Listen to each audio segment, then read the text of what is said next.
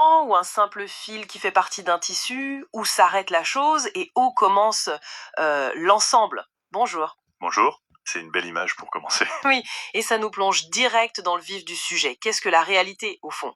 Aujourd'hui, on explore ça sous un angle bouddhiste, en s'appuyant sur des extraits de philosophie et bouddhisme, la vraie nature du monde. Effectivement. L'objectif, c'est un peu de décortiquer comment cette pensée voit notre perception, l'existence, la vérité ultime, quoi. C'est ça, comprendre un peu leur vision du monde. Alors, plongeons là-dedans, justement. Comment cette perspective aborde-t-elle notre idée de ce qui est réel? Le texte commence par distinguer deux niveaux. C'est assez clé. Ah oui? Lesquels? Tu parlais de la goutte, de l'arbre dans la forêt? Exactement. Il y a ce qu'ils appellent la réalité conventionnelle, Pagnati. C'est notre monde de tous les jours. Une chaise, une personne, toi, moi. D'accord, le monde tel qu'on le nomme, qu'on le perçoit habituellement. Voilà. Et puis, il y a la réalité ultime, Paramata. Et là, la perspective change radicalement. C'est-à-dire? À ce niveau-là, la chaise n'est plus une entité fixe. C'est vu comme un assemblage temporaire de processus fondamentaux. Le texte mentionne les kalapas, des sortes de particules matérielles éphémères. Donc ce qu'on appelle chaise, c'est juste une étiquette pratique pour un regroupement momentané. En quelque sorte, oui. Une convention utile pour décrire quelque chose qui, fondamentalement, est en flux constant. Fascinant.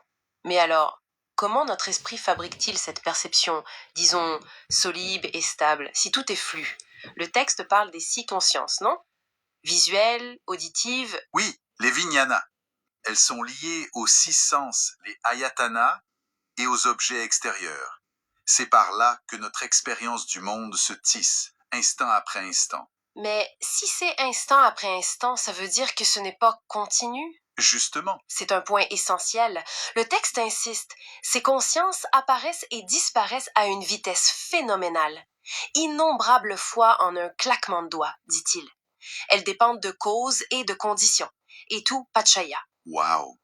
Et l'idée d'un moi, d'un observateur stable au milieu de tout ça? Selon cette vision, ce serait une illusion. Une impression de continuité créée par ce défilement ultra rapide d'instants de conscience.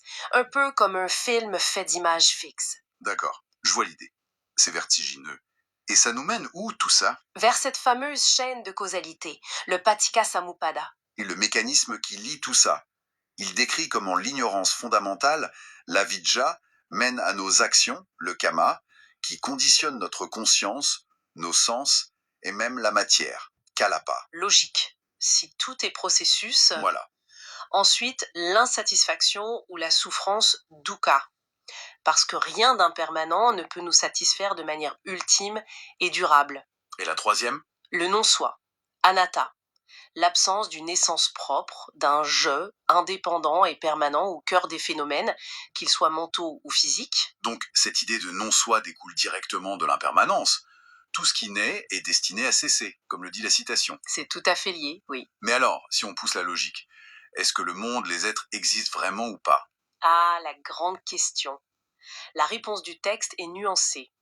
Au niveau conventionnel, pagnati, bien sûr qu'on parle d'un monde, d'êtres, etc. On fonctionne avec ça. Mais au niveau ultime, au niveau paramatta, la question existe ou n'existe pas devient en quelque sorte caduque. Ce sont des phénomènes mentaux, nama, et matériels, rupa, en interaction constante, un flux impersonnel régi par des lois naturelles.